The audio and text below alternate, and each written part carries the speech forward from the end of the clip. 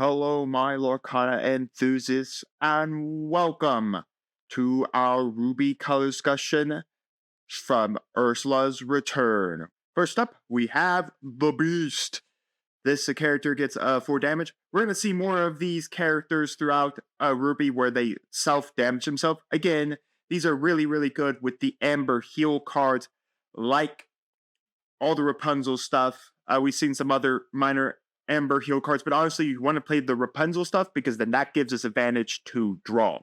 I really do like this. Now, again, the fact of the matter is he does come out at a 2/6/2 lore, but does already have 4 damage on him. But it's pretty easy with Amber to quickly be able to get out Rapunzel and heal that 3 damage, and then basically get like 3 card draws. So, overall, I think that this self-damaging playing characters is not bad. It's actually really good, especially if you played in Amber. Just a vanilla binge here, 5/3, quest for 1. I do like that attack and will. We got Fazua. I'm not sure if that's really his name, but either way, this character can't be challenged. Warwoods, I do like that. He cannot be challenged. Basically, prepare a character of your choice called Milan. He cannot adventure for the rest of the turn. So basically, you can just basically restand the Milan there. So basically, you get a restand the Milan. It's really nice. It's nice he can't be challenged. So we're always questing, meaning that you have to play against the colors that can actually get rid of him via other means, which I think is pretty nice. And now I'm mentioning you just getting ready all the Milans, so you just can't quest for the turn. So not bad, especially if we saw more Mulan tribal stuff coming around. I think this guy becomes even more prevalent. We got a couple of Mulans.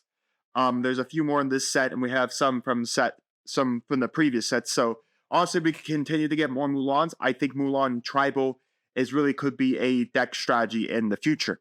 I do like that we are seeing some cards that could get into like tribal nature of cards, so we could see like some tribal decks coming out in the future.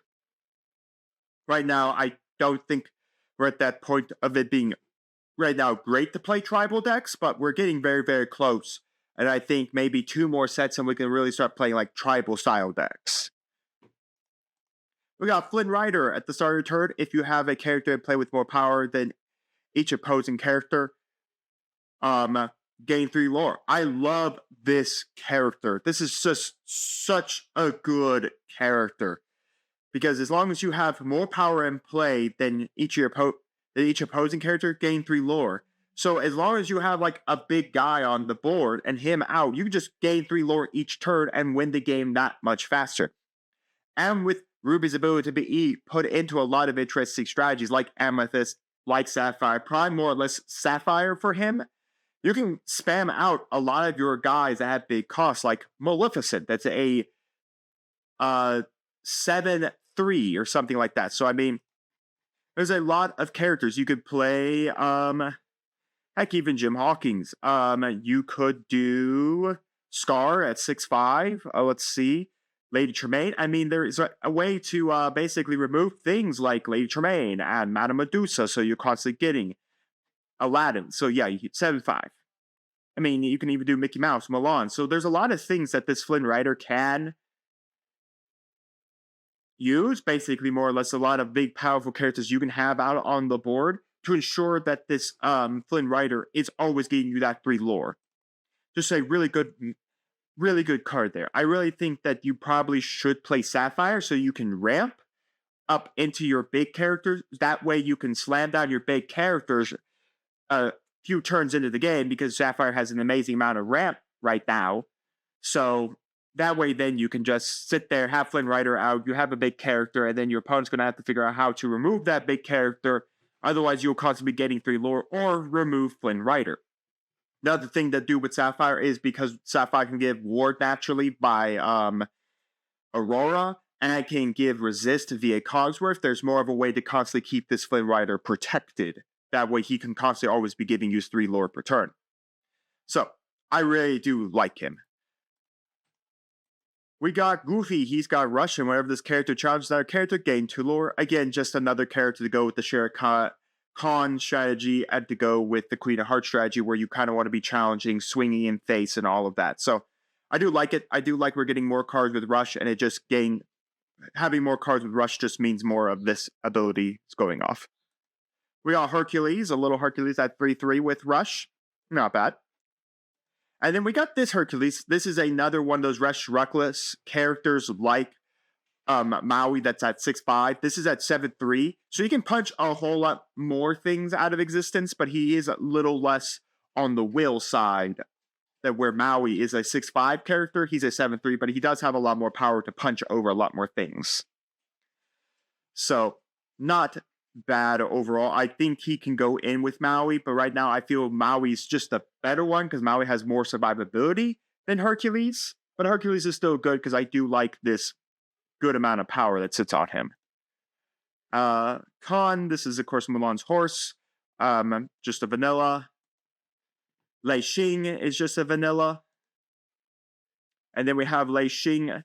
Again, just another way to shift into a character. You could discard a character card, which is really nice. And then he goes over any Lei Xing and leads your charge. If this character has 4 power or more, get +1. Again, we want to do that with giving supporters from the Sapphire engine, the Emerald engine, anything that gives power.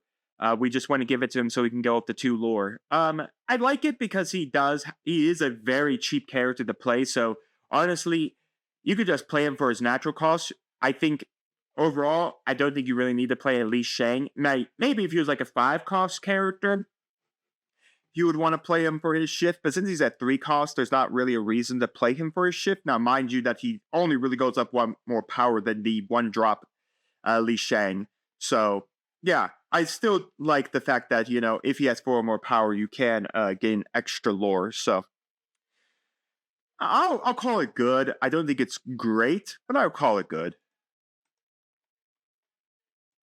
Lumineer, this character gets your other characters get a +1. There you go. You can combo that with Lei Xing to make sure Lei Xing's got that 2 lore on him at all times.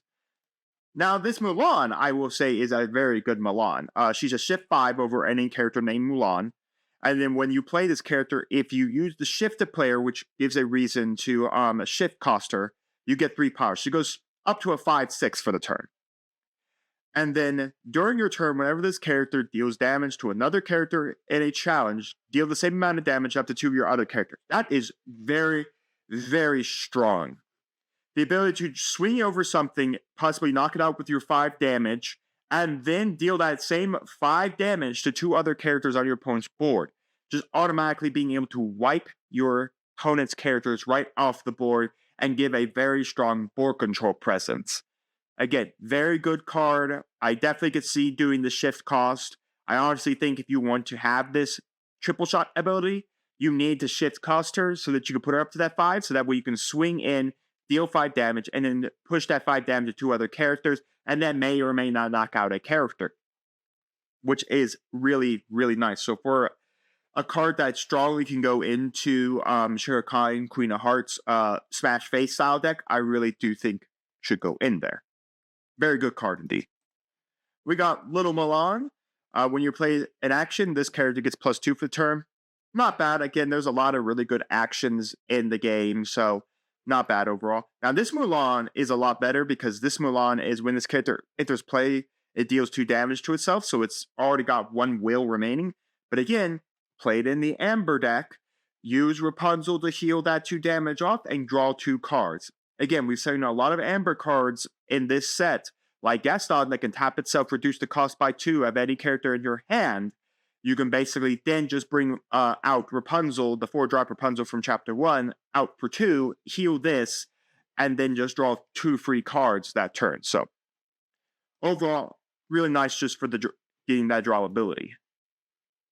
Namari, 2-weapon. Fighting during your turn, whenever this character deals damage to another character in challenge, you may deal the same amount of damage to the character. I like that. Also, another deck you could put both this Mulan and Namari in is the Amethyst color, because of the fact that we have all that damage manipulation now.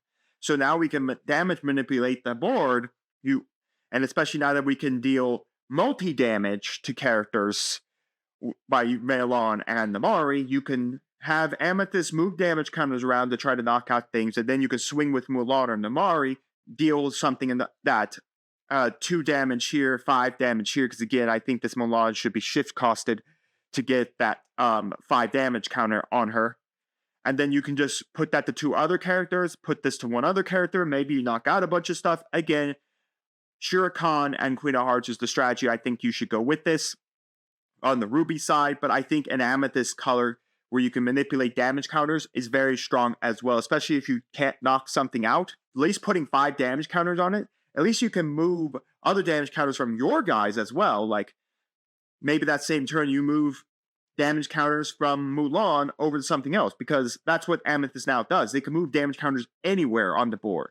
It doesn't just mean on your side of the board, your opponent's side of the board. You can move them anywhere. So that's just very, very strong. So that is a consideration to put that in that style of deck, just so you can manipulate damage, especially manipulating on your side as well, which is really good. We got Nessus, just a 7/5 vanilla, 6 cost 2 lore. Not bad. We got Noi. Whenever you play an action, this character takes no damage from challenge's turn. That's pretty nice, meaning that you should play an action and then swing her in into everything and then knock stuff out, which I don't think is bad. We got Pegasus. He's just got evasive. That's pretty much about it. Again, just another good card. A 3/1 body that quests for 1 isn't great, but it's still, the evasive strategy on there is really nice. We got Rhea. Whenever this character challenges another character, gain 1 lore for each other damage character you have in play. Another character to facilitate the Amethyst damage manipulation. So again, it's on our board, but again, with damage manipulation, we say we have 3 guys and she quests. You can damage manipulate to where you have each one of your guys at least a damage counter on them, swing her, quest her, and then you'll gain 3 more lore for that. So again, another really good card to play with the Amethyst damage manipulation cards. So I do like that we're seeing some ways to kind of play around with the damage manipulation cards that we've been seeing coming out of Amethyst, which I think is very important, because I think there are strategies you could do around that, those abilities. Another Rhea. When you play this character, prepare a character of your choice who's located in a location. He cannot adventure for the rest of this turn or quest for this turn. So in essence, they're basically saying, they're just basically saying, prepare someone at a location that can't quest. Again, if we're playing her in Shere Khan, Queen of Hearts, our whole purpose is that we quest first with that character, and then we just ready them back up. There are characters that do get abilities when readied, and then we just swing face and use Shere Khan to gain another lore, and we would just use Queen of Hearts to draw another card. So, again, a lot of neat stuff. And again, I do like that we're seeing kind of the story in these cards as well. I think Ursula's return is that Ursula is trying to take over the world of ink, you know, all this stuff. So she's summoned her doppelganger and they're going to take over the world. I don't know. I still need to figure out like the entirety of the storyline between each of the sets and how they all tie back together. But nonetheless, I do actually like it for like a Shere Khan ability. And I do like that Ruby has this ability to always constantly keep guys restanding, though they can't quest. So a lot of times you quest first and then you'd restand them. Then they can't quest, but then you could just go hand face into things and, you know, board control everything. So, not bad. Now, the Sisu stuff is 100% a top-rated deck. It is Ruby Sapphire, which is what the Sisu stuff is being used in. So anyways, this Sisu has an evasive. Naturally, when you play this character, banish opposing character with 1 power or less. We're just kind of seeing it. That's really nice. Again, that gets rid of a lot of a nuisance 1 to 2 cost characters right off your opponent's board. Again, then you can buff that up with Madame Medusa. That gets rid of 3 power characters and a lot of characters that are very strong, that have really good effects, like Beast, are all under that 3 power threshold. So we could just remove them, and then you have Lady Tremaine to remove. So Ruby's just really good at playing board control, and I love it. Then we have Sisu. This character gets +1 power for each card in your opponent's hand. That's pretty nice. Again, it has 2 power. This is +1 power for each card in your opponent's hand. So if our opponent has a giant hand, we can just basically ensure that, because this is not on our turn, this is at full time, so meaning that our opponent wants to not get a 2 questing character, they're going to have to deal with the fact that your hand's you gotta watch out what your hand size is. And with Lorcana really being like a place one card in your inkwell and then play one card, typically only getting around 2 cards out of your hand per turn. So your opponent could have like 3 to 4 cards in your hand at any one time. So this could be a 4 to 5 cost attacking character per turn, which is pretty nice. Now we have the shift 6 cost Sisu. When playing this character, banish all opposing characters with 2 or less. So basically, banish everything with 2 power or less. I do actually like that. You could definitely put this in Amber. Put an Amber Ruby strategy with this Sisu. Because since we have 𝐂𝐒 from Chapter 3 or Into the Inklands, 𝐂𝐒 can reduce the power of all characters on the board. So by doing that, you can banish it. Now, let me check. There's no way it's targeting for just 2 cost characters.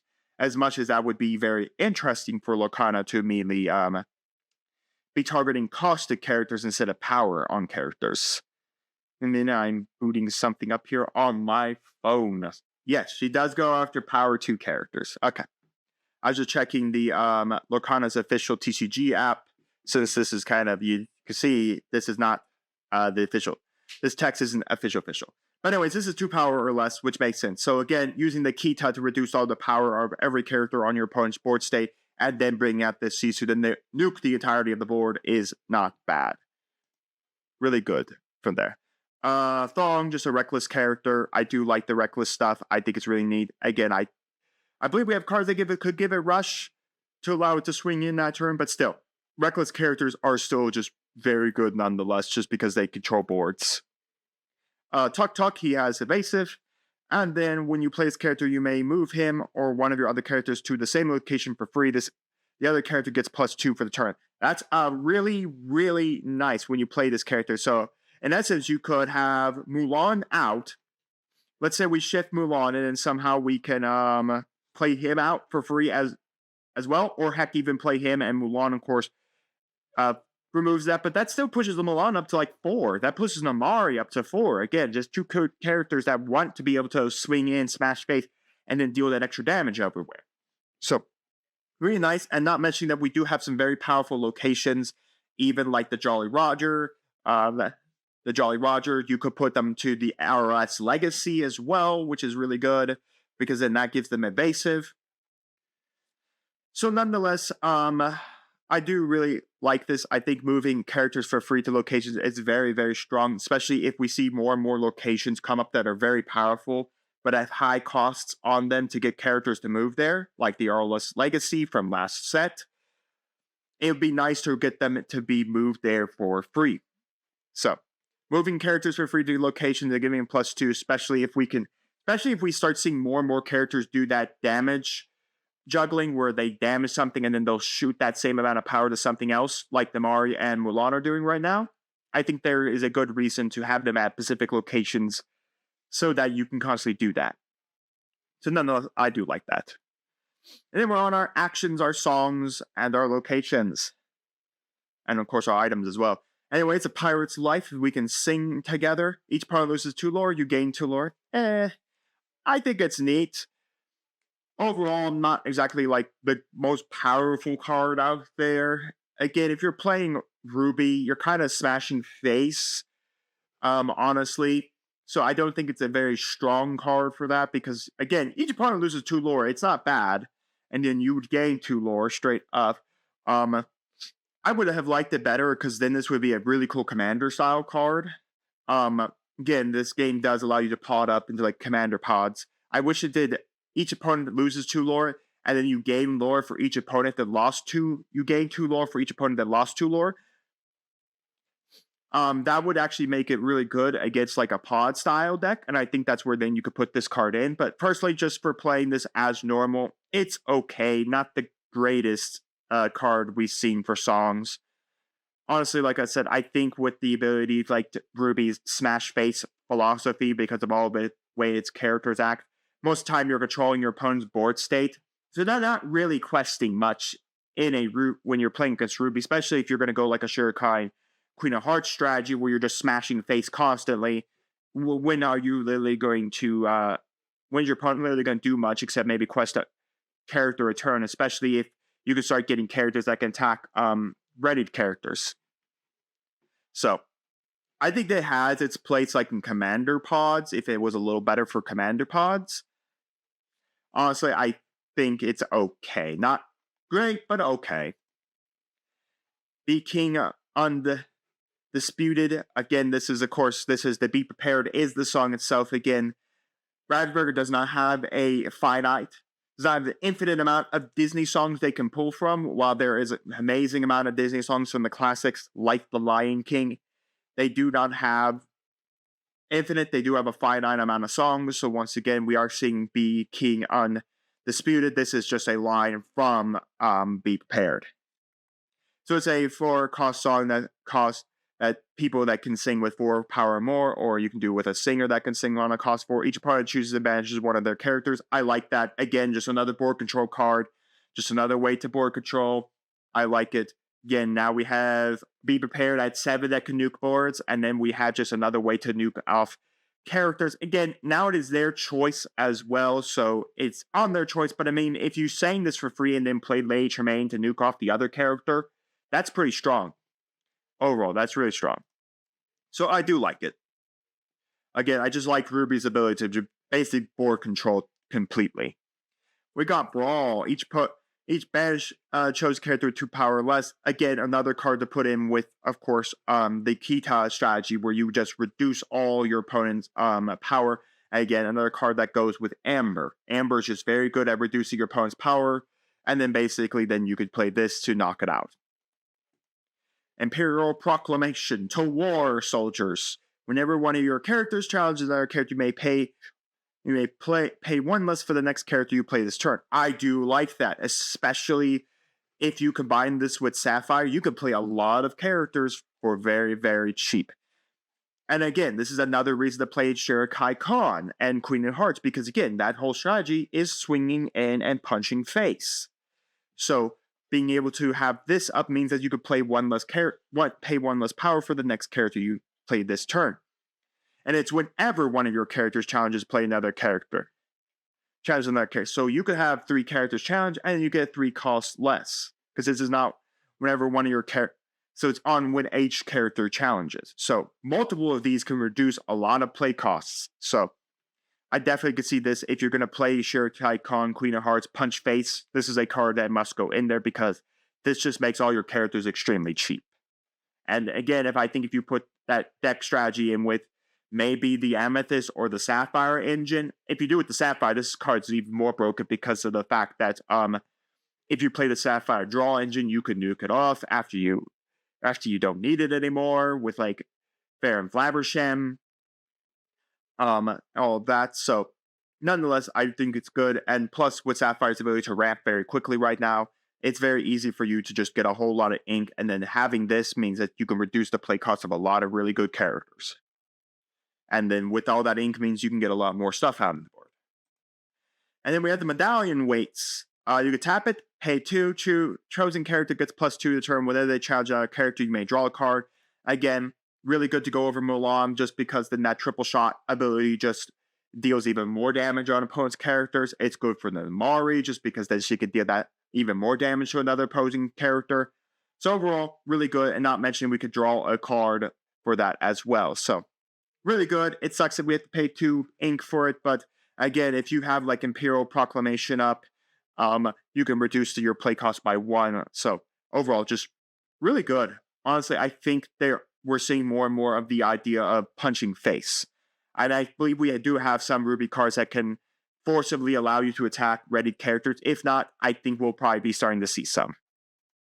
We got Walk the Plank. Pay 2, banish this item, choose 1, banish chosen hero character, which makes kind of the sense. And then ready chosen character that can't quest for his turn. So basically, not the most powerful card, but there are a lot of good heroes out there. And honestly, if you're going to play like a villain strategy, but I think villains, you want to play the Amber Amethyst stuff, because that's where I think almost all the good villains are. Not saying that, playing like the Emerald Hades that we just got that could play out, so they like the the Amber Hades out is not bad.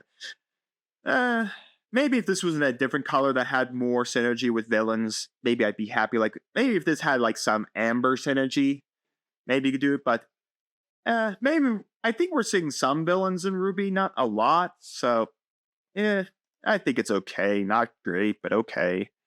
We got a Vital Sphere. You could pay 1 banished item, chosen character gains Rush, and +2 for the turn. Just another Smash Face card, that's all that pretty much is. To the locations, we got Snuggly Dunkling. Yeah, is that right? Snuggly Dunkling? Yeah, that is correct. Whenever a character with 3 power or more challenges another character here, gain 1 lore. If the challenging character has 6 power or more, gain 3 lore instead. Extremely good. Extremely good. This is really great for Maui. When Maui is sitting here, you can just gain 3 lore. But I mean, any character that is 3 power or more that just sits here is going to gain you a lore for challenging. And if you combine that with Shere Khan, who gains you a lore for challenging, you just have a very strong power. You could also put, like, this in a Ruby strategy as well because of Rourke's ability to remove lore, which I think is very, gain lore as well. I believe it's you challenge opponent's characters, you gain a lore, and your opponent loses a lore. If I'm remembering Rourke from Into the Inklands, I'll pull it up here just a minute for you and read you the card. Because I honestly think that would also be a good color to use as Emerald with all the stuff we have seen, just because Emerald is really good at being a control-y color. Okay. So yes, whenever one of your other characters is banished, okay, your opponent loses 1 lore. But still, I mean, banishing a character in a challenge and using Shirai Khan to gain a lore and Rourke to make your opponent lose a lore is still very good. Again, if you're not going to go that strategy, I would highly put it in, my gosh, what's his name? It was Rise of the Floodborn, because that's when he was first released into this set. Oh, it's John. This is Rise of the Floodborn. Okay, where was he not? Right, he was a Ruby character. Where is he? Okay, let's see. There he is. Honest John. You can put Honest John because it does the exact same thing, and we are seeing a lot of good Floodborn characters come out. So, honestly, I like this location. I think it's very, very neat. If whether or not you play with Rourke or whether or not you play with Shirai Khan, either way, Ruby's characters having such high power is very strong overall. I would highly recommend playing this more in the Sapphire engine, just so you can ramp faster into your big, beefy characters. But again, we have a lot of stuff in Sapphire that buffs characters, like weights that can buff characters. You have Vital Spear that can buff characters. So, there is a good chance amount of time you will be able to get up to that 6 power. And the final area is Training Grounds. You can pay 1, chosen character gets +1. Chosen character here gets +1 for the turn. Not bad again. You can just constantly pay that power and then just choose a character and they just get a bunch of power. So, I honestly think Snuggly Dunkling is a little bit better than Training Ground, but I see the honest truth of Training Ground, especially if you're going to go a ham smash face style deck strategy. Overall, Ruby is control. It's a control strategy with smashing face. It has some very good cards. The Sisu stuff is very good. We got a new song. We got a couple more cards that kind of play with the Shirai Khan punching face. I love Mulan and Namari. This idea of attacking something and then dealing the exact same amount of damage to something else. I think an Amethyst strategy is very strong here. We got a couple more characters as self-inflict damage themselves that we can use the Amber cards to gain advantage for that by drawing extra cards. We got another really good Reckless Rusher in Hercules. And honestly, just a really good and also amazing card in Flynn Rider. Just a really strong card in Flynn Rider. So, honestly, Ruby is a good control, smash face, board control, aggro style, color, as it always has been. And it's just very, very good. So I want you to let me know down in the comments your thoughts on the Ruby cards. What cards do you think are the best? What cards do you think you wish had been better? What cards have you been tinkering with Ruby? What deck strategies have you come up with using the new Ruby cards? And all of that. And while you're coming, do make sure to like the video, subscribe to the channel, and ring the bell so you can know if I buy videos go live for you. And we'll see you here next time on Dragons TCG.